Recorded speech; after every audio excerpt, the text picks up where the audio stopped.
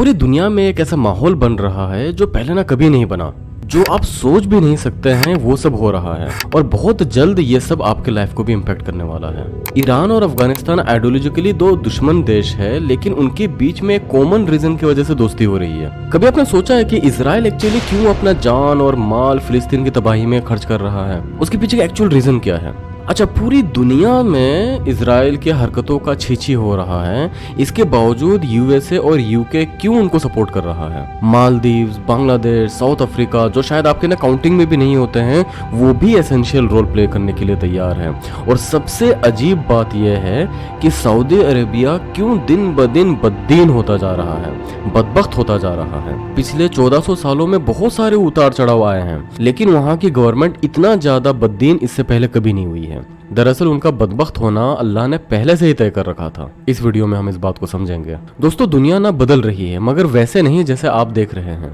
आपको तो बस दिख रहा है कि महंगाई बढ़ रही है, एनवायरमेंटल क्राइसिस हो रही है, जैसे टेम्परेचर राइज हो रहा है, ग्लेशियर्स पिघल रहे हैं, पोल्यूशन, पॉपुलेशन बढ़ रही है। कुछ दीनदार लोगों का फिक्र यह है कि बेहयाई बढ़ रही है, बच्चे नाफरमान हो रहे हैं, एक्सेट्रा एक्सेट्रा। मगर जो मुहक्किक लोग हैं उनको दिख रहा है कि पूरी की पूरी दुनिया में दरअसल इमाम मेहदी के आने का प्लेटफॉर्म सेटअप हो रहा है। वैसे मैंने एक डिटेल वीडियो बनाया है जिसमें मैंने ये बताया है कि वो कौन से 4 इवेंट्स है जो रिसेंटली ही अकम्प्लिश हुए हैं इमाम मेहदी के आने से पहले के, और वो कौन से 4 अलामात हैं जो अभी तक पूरे नहीं हुए हैं। यानी कि वो 4 अलामात जब पूरे होंगे उसके बाद ही इमाम मेहदी अलैहि रिजवान आएंगे, और ये 8 अलामात मैंने हदीस की रोशनी में एक्सप्लेन किया है। मगर इस वीडियो में मैं आपको बताऊंगा कि किस तरीके से हवा का रुख मुड़ रहा है और पॉलिटिक्स में रिलीजन किस तरीके से घुस रहा है। पूरे वर्ल्ड पॉलिटिक्स में रिलीजन का इन्वॉल्वमेंट हो रहा है, और ऐसे हो रहा है कि ज्यूइश पॉपुलेशन, यहूदी, जो दुनिया के पॉपुलेशन का सिर्फ 0.2% है, 1% भी नहीं है, 0.2% है, उनकी फिलोसफी, उनकी साइकोलॉजी पूरी दुनिया के पॉलिटिक्स को कैसे इम्पैक्ट कर रही है। मैं आपको दुनिया में होने वाले इवेंट्स के बारे में जब बताऊंगा ना, आप एकदम शॉक होकर रह जाएंगे, हैरान हो जाएंगे कि इसके पीछे के मकसद क्या है।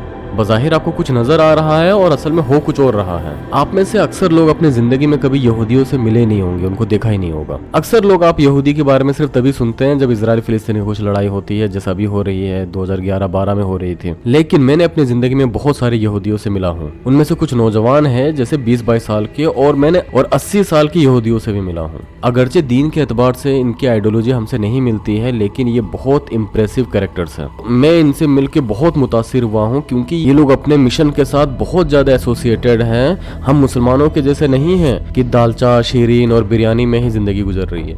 मैं हूं doctor Abu Hamza, a man with A mission. चलिए शुरू करते हैं।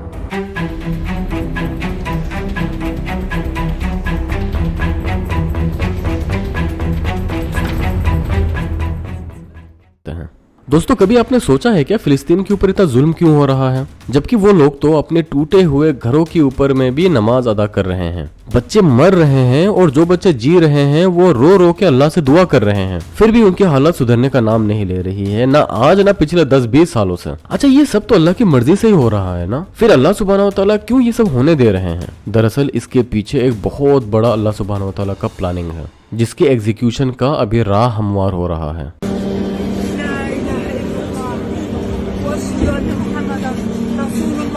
يا رب يتقبلهم عندك يا رب، يا رب يتقبلهم عندك يا رب. شيخ تصيح ولادك ما يصيحوش، تصيح ايش؟ قضاء الله وقدره، الحمد لله احنا بنعمل.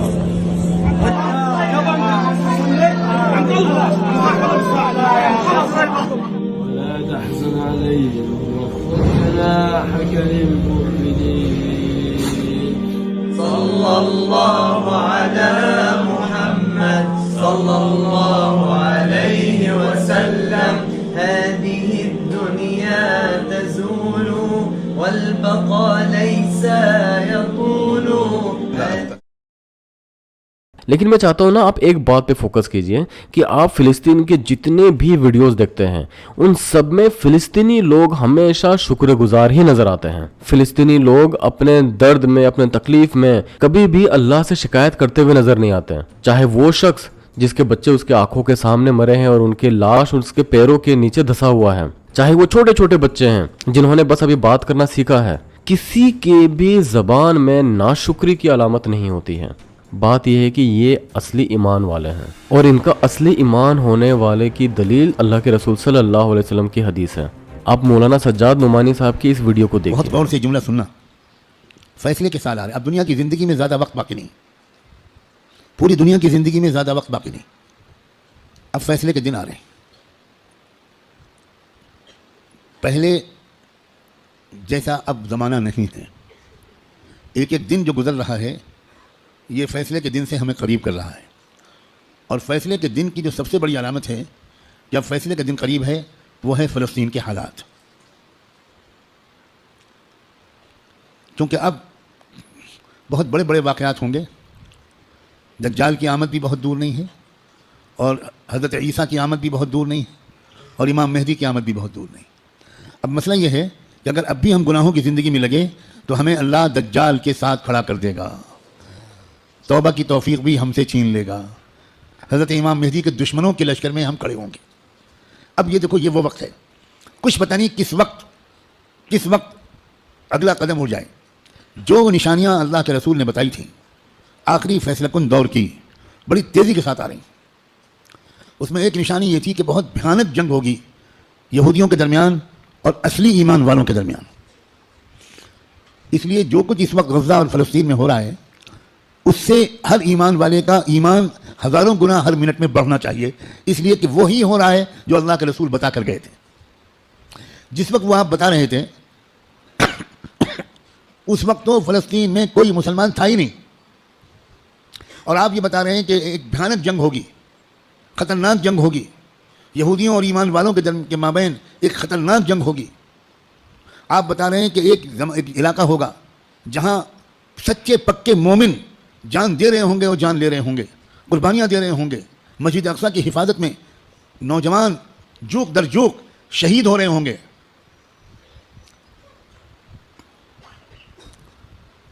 और अल्लाह वहाँ के मुजाहिदों से सबसे ज़्यादा खुश होगा, असली ईमान वाले वहीं पर होंगे।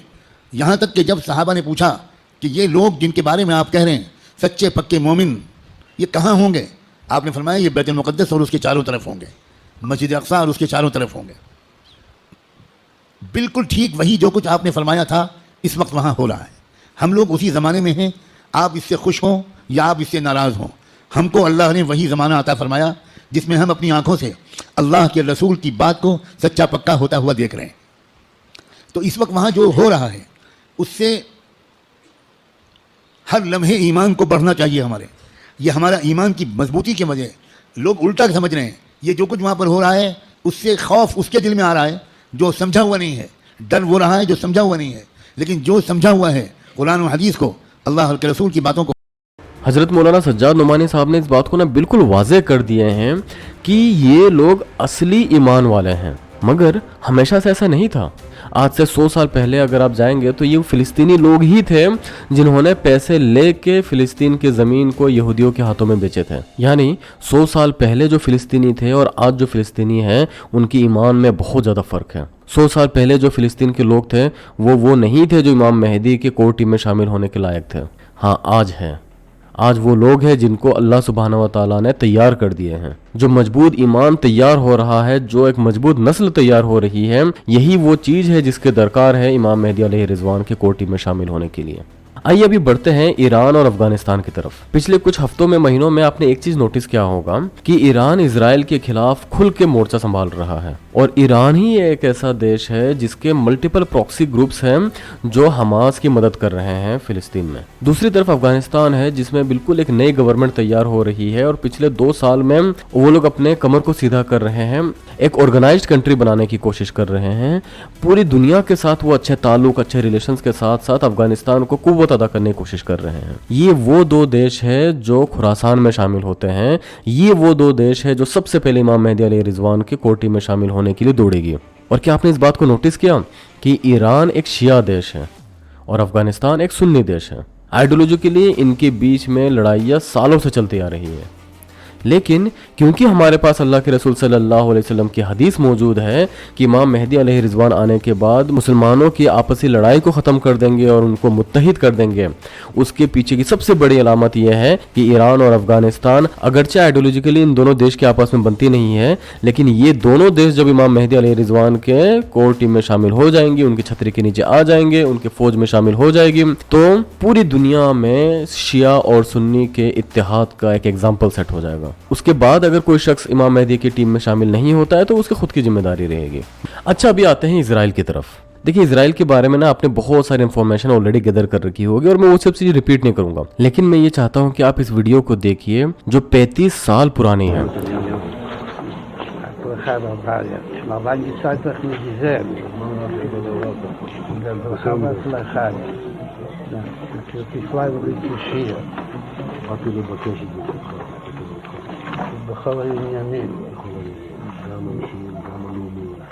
בזמן שישראל לאחרונה נמצאו כמה עניינים. פתחו כמה. מה שרואה עוד, וגם מצאו שעדיין משיח ליבו. אז הייתה משהו עם מה ידיעתו. ועושים. जिसमें आज का मौजूदा प्राइम मिनिस्टर बेंजामिन नेतन्याहू मिल रहा है एक यहूदी रबाई से जो उनके स्कॉलर्स हैं। आप गौर कीजिए कि ये बदबख्त बेंजामिन किस तरीके से रबाई के सामने नतमस्तक हो रहा है, झुक रहा है, गोया कि वो उससे ना दुआ की दरख्वास्त कर रहा है। और जब वो रबाई के पास जा रहा है तो रबाई उससे ये कह रहा है कि तुम क्या कर रहे हो, मसाही को आने में इतना लेट हो रहा है, उनको जल्दी लाने के लिए कुछ करो। मतलब आप समझ रहे हैं, यहाँ पे मसीहा मतलब दज्जाल की बात हो रही है। और आज से 35 साल पहले ऑलरेडी वो ये कह रहे हैं कि मसीहा के आने में काफी लेट हो गया है, तो तुम वो काम करो जिससे कि वो जल्दी आए। और उसके इस इंस्ट्रक्शन को मिलते ही बेंजामिन इस तरीके से रिएक्ट कर रहा है कि हाँ मैं काम में लगा हुआ हूँ। यानी कि बेंजामिन के लिए भी ये कॉमन बात है, उसको मालूम था कि उसको ये काम करना है। क्या काम करना है? दज्जाल को जल्द से जल्द लेके आना है। अब यहाँ पे ना एक फंडामेंटल डिफरेंस को समझिए। हमारा भी ईमान है कि इमाम मेहदी अलैहि रिजवान आएंगे, उनका भी ईमान है कि दज्जाल आएगा, लेकिन हमारा ईमान यह है कि वो तयशुदा वक्त में आएंगे, इमाम मेहदी को जब आना होगा तब आएंगे। उनका ईमान यह है कि वो खुद कुछ ऐसे अमाल करेंगे जिसके बेसिस पर उनका मसीहा यानी कि मसीह दज्जाल आएगा। और वो क्या काम है? उनमें से एक मेजर काम यह है रेड हेफर की कुर्बानी, मतलब लाल गाय की कुर्बानी। ये वो लाल गाय है जिसकी कुर्बानी देने के बाद इनके गुनाह माफ हो जाएंगे।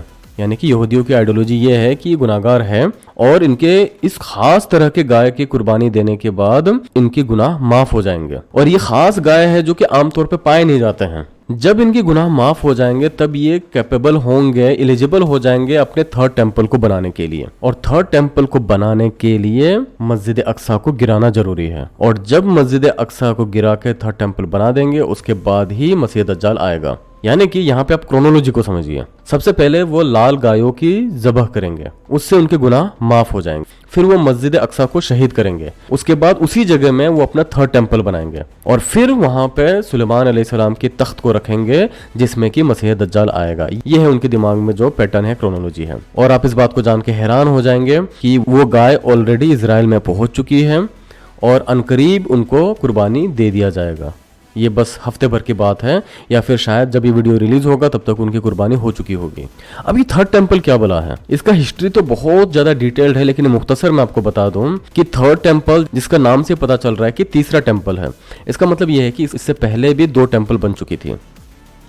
सबसे पहला टेम्पल जो हजरत सुलेमान अलैहिस्सलाम के ज़माने में बनाई गई थी, जिसमें उन्होंने हैकल सुलेमानी रखी थी, जिसको ताबूत सकीना भी कहते हैं, हजरत सुलेमान अलैहिस्सलाम के ज़माने में इससे बनाया गया था, जिसको यहूदियों की बदबख्ती की वजह से अल्लाह सुब्हानहू व तआला ने इराक के बादशाह के हाथों शहीद करवा दिया था। उसके बाद कई 100 साल तक जेरूशलम वीरान पड़ा हुआ रहा। फिर जाके उसी जगह में उन्होंने दोबारा उस टेम्पल को बनाया जिसको अगेन उनके बदबख्ती की वजह से रोमन बादशाह टाइटस ने सन 70 ईस्वी में ध्वस्त कर दिया था, जिसमें क्रिश्चियंस ने यहूदियों का कत्ले आम किया और उनके सेकंड टेम्पल को ध्वस्त कर दिया। अब सेकंड टेम्पल को टूटे हुए 2000 साल हो चुके हैं और अब उसको तीसरी बार बनाने का टाइम आ चुका है। और अगर आप डॉक्टर इसरार अहमद साहब की बात को मानेंगे तो तीसरा टेम्पल जरूर बनेगा और वो सारे सीक्वेंस ऑफ इवेंट जो वो कह रहे हैं वो होकर रहेगा, ग्रेटर इजराइल बनेगा और at the end of the day ये ग्रेटर इजराइल ही उनका ग्रेटर ग्रेवयार्ड बनेगा। यही वो जगह होगा जहां पे सारे के सारे यहूदी आके इकट्ठा होंगे और इन यहूदियों का और मुसलमान के बीच में तीसरा जंग अजीम होगा, और वो सीक्वेंस ऑफ इवेंट जो आपको पता है। अगरचे उसके बाद पांसा पलटेगा, फिर हजरत मेहदी का ज़हूर होगा, हजरत ईसा का नुज़ूल होगा, और वो ग्रेटर इजराइल, ग्रेटर ग्रेवयार्ड बनेगा यहूदियों का। एक एक यहूदी कत्ल होगा और दफन होगा। ये बाद में होना है, मैं पहली बात बर्ज कर रहा हूं। वो पांसा पलटेगा जब पलटेगा। अभी जो सामने है वो क्या है? जिसे मलहमतुल उज़्मा कहा हुजूर ने, जिसे आर्मगेडॉन कहते हैं ईसाई। आर्मगेडॉन की अगर कहीं जाकर आप देखेंगे, आप डिक्शनरी में मानी तो क्या लिखा है? A very big war which will be fought between the forces of evil and good before the end of this world. इस दुनिया के खात्मे से पहले खैर और शर की कुव्वतों के दरमियान बहुत बड़ी जंग होगी। अर्मगेदोन उसे कहते हैं अरबी में, और आर्मगेडॉन उसे कहते हैं अंग्रेजी के अंदर, और ये बाइबल की आखिरी किताब के अंदर है। अब यहाँ एक बात समझना बहुत ज़्यादा ज़रूरी है कि अगर आपका कोई हीरो है, उसको आप हीरो तभी तस्लीम करोगे जब वो किसी एक बड़े विलन को शिकस्त देगा। यानी आपका हीरो जितना बड़े विलन को शिकस्त देगा और आपको लगेगा कि ये विलन तो हमारे हीरो से ज्यादा ताकतवर है, और इसके बावजूद जब आपका हीरो जीत जाएगा तब वो सही मायने में आपका हीरो कहलाएगा। अब यहाँ इजराइल तो छोटा सा देश है, मुसलमानों की आबादी के सामने यहूदियों की आबादी तो मच्छर के पर के बराबर भी नहीं है। जमीनी सतह में भी मुसलमान उनसे बहुत ज्यादा डोमिनेटेड है।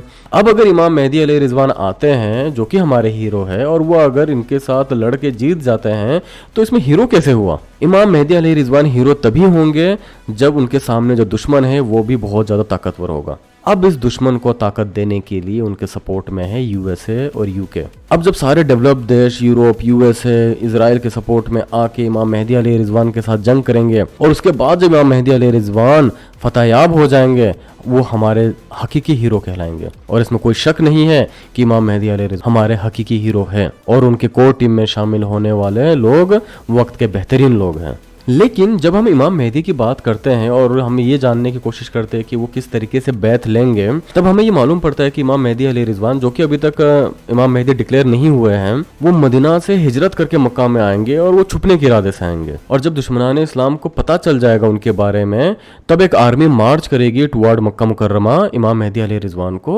मारने के लिए। अब यहाँ पे जब हम बात कर रहे हैं मदीना और मक्का की, ये तो सारे इस्लामिक सिटी है, ये तो सऊदी अरेबिया के अंदर में है।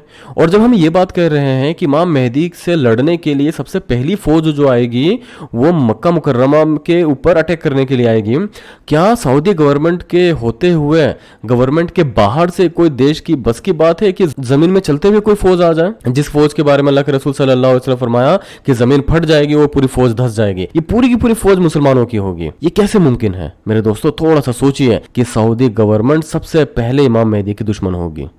लेकिन एक नेक मुसलमान इमाम मेहदी का दुश्मन कैसे हो सकता है? नहीं हो सकता बिलाशुबा। लेकिन एक बदबख्त मुसलमान इमाम मेहदी का दुश्मन हो सकता है। यही वो वजह है कि सऊदी गवर्नमेंट बदबख्ती की तरफ बढ़ रही है।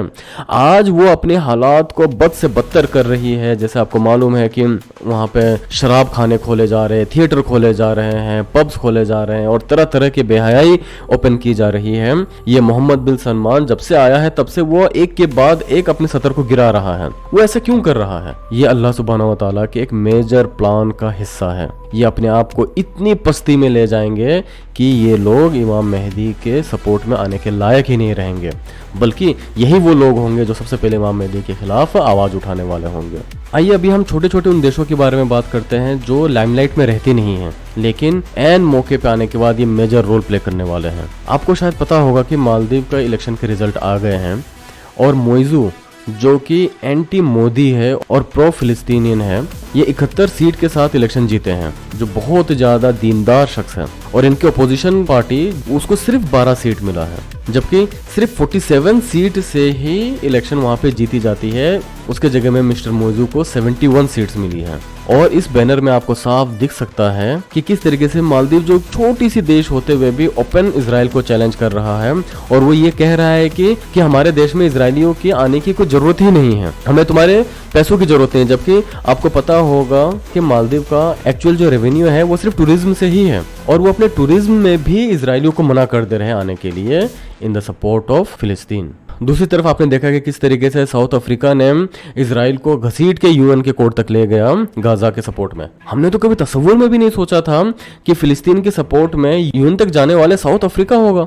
हमारी तो निगाहें टिकी हुई थी बड़े बड़े इस्लामिक कंट्रीज में, पूरे मिडिल ईस्ट में, लेकिन साउथ अफ्रीका ने रोल प्ले किया। हमने तो ये भी नहीं सोचा था कि बांग्लादेश भी एक ओपन स्टेटमेंट देगा इजराइल के खिलाफ और अफ्रीका के सपोर्ट में जब वो यूएन में गया, जबकि बड़े बड़े देश अपने स्टैंड को क्लियर करने से पहले घबरा रही थी। तो ये वो सिचुएशन है जिस सिचुएशन में मोमिन और मुनाफिक अलग अलग हो जा रहे हैं, ब्लैक और व्हाइट अलग अलग हो जा रही है, ग्रे एरिया कम हो जा रही है। अब आप देख रहे हैं कि आलमी सतह में सारे देश अपने स्टैंड को बिल्कुल क्लियर कर ले रहे हैं, या तो वो इजराइल के यानी कि यहूदियत के सपोर्ट में है या तो इजराइल और यहूदियत के खिलाफ है, चाहे वो देश मुस्लिम हो या नॉन मुस्लिम देश हो, लेकिन स्टैंड सबका क्लियर हो रहा है, जिसके वजह से एक माहौल बन रहा है कि वर्ल्ड वॉर 3 होगा। और इन सारे के सारे घटनाओं का बुनियाद कहां से है? इजराइल जैसे छोटी देश का मस्जिद अक्सा के ऊपर अटैक करना। यहूदी जो कि 0.2% ऑफ द वर्ल्ड पॉपुलेशन है, उनकी आइडियोलॉजी, उनका न्यू वर्ल्ड ऑर्डर को सेटअप करने के लिए जो उनकी चाल चली जा रही है, उसी चाल के अंदर में पूरी की पूरी दुनिया, वर्ल्ड पॉलिटिक्स इन्वॉल्व हो रही है। इस बात को समझ लीजिए कि प्यूरिफिकेशन हो रहा है, कुफार और मजबूत हो रहे हैं, टीम फॉर्मेशन हो रहा है, कुफ्र और ईमान अलग हो रहा है, इवन मुसलमानों में भी मुनाफिक और मोमिन अलग हो रहे हैं। असली मोमिन जो होंगे वही इमाम मेहदी को ज्वाइन करेंगे और वो कुफ्र के खिलाफ लड़ेंगे। और आज हम ये सोच रहे हैं कि इमाम मेहदी शिया होंगे या सुन्नी होंगे। इन सब बातों के ऊपर उठ जाइए मेरे दोस्तों। इमाम मेहदी ना शिया होंगे ना सुन्नी होंगे, इमाम मेहदी सच्चे मोमिन होंगे। वैसे इस वीडियो में मैंने चाइना और रशिया के बारे में भी मेंशन नहीं किया है, जो कि बहुत ही ज़्यादा एसेंशियल रोल प्ले करने वाले हैं। आपको क्या लगता है कि अगर वर्ल्ड वॉर 3 जैसा माहौल बन जाता है, इमाम मेहदी अलैहि रिज़वान अगर आ जाते हैं, तो ये किसका साइड लेंगे? कमेंट सेक्शन में आप अपने थॉट्स को जरूर शेयर कीजिए। मैं जानना चाहता हूँ कि आप क्या सोचते हैं इस बारे में। मेरे दोस्तों, ये वक्त है अवेयर होने का, ये वक्त है अपने पर्सनल लाइफ के ऊपर उठ के अपने गुनाहों को छोड़ने का, नेशनल लेवल और इंटरनेशनल लेवल की पॉलिटिक्स को समझने का, दुनिया में क्या हो रहा है उससे अपडेटेड रहने का, और अपने दोस्तों को भी ये बात समझाने का, क्योंकि आप समझ चुके हैं, उनको समझाना अब आपकी जिम्मेदारी है। कहीं देर ना हो जाए। इस वीडियो को अपने दोस्तों तक शेयर कीजिए और इस वीडियो को आप ज़रूर देखिए, जिस पे मैंने इस बात को हदीसों से साबित किया है कि क्यों इमाम मेहदी अलैहि रिज़वान आज से 100-200 साल पहले नहीं आए थे, जबकि दावे तो 1000 साल से हो रहा है। मिलते हैं अगले वीडियो में किसी और कॉल टू एक्शन के साथ। अस्सलामु अलैकुम रहमतुल्लाहि व बरकातुहू।